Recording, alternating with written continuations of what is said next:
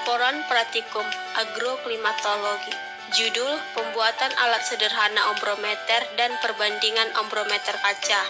Nama: Joy Oktaviani, NIM 2502027, dosen pengampu Salmiati MPD PSD, Prodi Agroteknologi, Institut Teknologi Perkebunan Pulauan Indonesia. Pendahuluan. Menurut Fitri 2021 menyatakan curah hujan merupakan hujan yang sampai ke permukaan tanah yang diukur berdasarkan volume air hujan persatuan luas.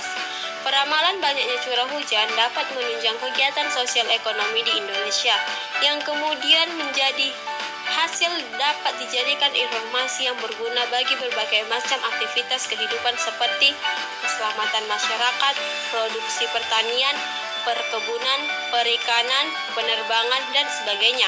Alat pengukur jumlah curah hujan disebut penukar hujan berdasarkan mekanismenya. Alat pengukuran curah hujan dibagi menjadi dua jenis, yaitu penukar hujan tipe manual dan penakar hujan tipe otomatis (PERKAP). Penakar hujan tipe manual, alat penakar hujan tiap manual pada dasarnya berupa tabung dan ember yang sudah diukur diameternya.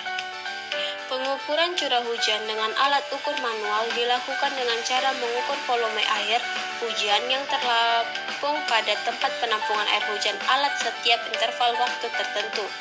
Dengan cara tersebut hanya diperoleh data curah hujan selama periode tertentu. Contoh alat penakar curah hujan manual adalah ombrometer biasa dan ombrometer observatorium. Nurdianto I.A. dan Primawan A.B. 2020. Ombrometer adalah alat pengukur curah hujan yang umumnya dinamakan penakar hujan. Alat ini dipasang di tempat terbuka sehingga air hujan akan diterima langsung oleh alat ini. Satuan yang digunakan adalah milimeter dan ketelitian pembacaannya sampai dengan 0,1 mm. Pembacaan dilakukan sekali sehari pada pukul 7 pagi hari. Yonanda 2022. Tujuan praktikum: membuat alat ukur curah hujan sederhana seperti ombrometer serta memahami prinsip kerjanya melalui pengamatan langsung. Alat dan bahan berupa ombrometer, pipa, botol air mineral, corong, gergaji, gabus, paku, penokok, tali rafia, tongkat, isolasi, dan cangkul. Pembuatan ombrometer. Pertama, siapkan pipa sebagai wadah utama alat ombrometer.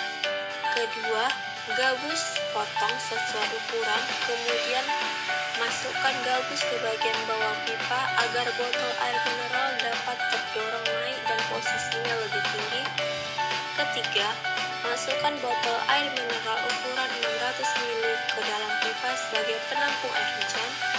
Keempat, pasang corong pada bagian atas botol, kemudian rekatkan menggunakan isolasi agar tidak bocor. Kelima, siapkan tiang kayu sebagai penyangga, kemudian pasang paku pada tiang tersebut sebagai tempat menopang pipa. Keenam, letakkan bagian bawah pipa pada paku yang telah dipasang, sehingga pipa dapat berdiri dengan bantuan penopang tersebut. Ketujuh, ikat pipa pada tiang kayu agar posisinya kuat dan tidak mudah jatuh menggunakan tali rafia. Setelah itu, pipa dan tiang kayu terikat dengan baik. Tancapkan tiang tersebut ke tanah pada area lapangan terbuka agar alat dapat berdiri kokoh dan tidak terhalang dalam menampung air hujan. Kesembilan, ombrometer siap digunakan untuk menampung dan mengukur curah hujan. Hasil pengamatan curah hujan selama 7 hari menunjukkan perubahan yang penting dengan data yang konsisten antara dua alat. Puncak curah hujan tertinggi tercatat pada hari ketiga, 17 April 2026, di mana ombrometer sederhana menunjukkan angka 50,5 ml lebat dan ombrometer kaca 42 mm sedang. Sebaliknya, kondisi cuaca paling kering atau intensitas sangat ringan terjadi pada hari kedua, 4, dan 6, dengan volume mendekati atau sama dengan 0 mm. Meskipun terdapat selisih volume total di mana ombrometer sederhana cenderung mencatat angka sedikit lebih tinggi, kedua alat tetap menunjukkan kategori kriteria yang selaras pada sebagian besar hari pengamatan. Perbedaan ini kemungkinan besar dipengaruhi oleh variasi luas penampungan corong atau tingkat presisi masing-masing alat dalam menangkap air hujan. Secara keseluruhan, data mencerminkan rata-rata curah hujan yang bervariasi dari kategori sangat ringan hingga lebat dalam satu pekan pengamatan. Pembahasan. Ombrometer digunakan untuk mengukur curah hujan yang mempengaruhi kelembapan tanah dan kebutuhan air pada tanaman.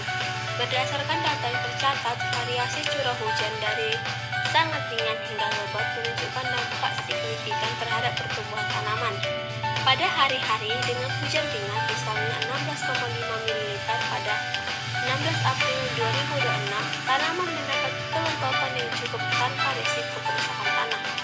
Namun, pada hari dengan hujan sangat ringan atau tidak ada curah hujan sama sekali, tanaman beresiko kekurangan air dan membutuhkan irigasi tambahan.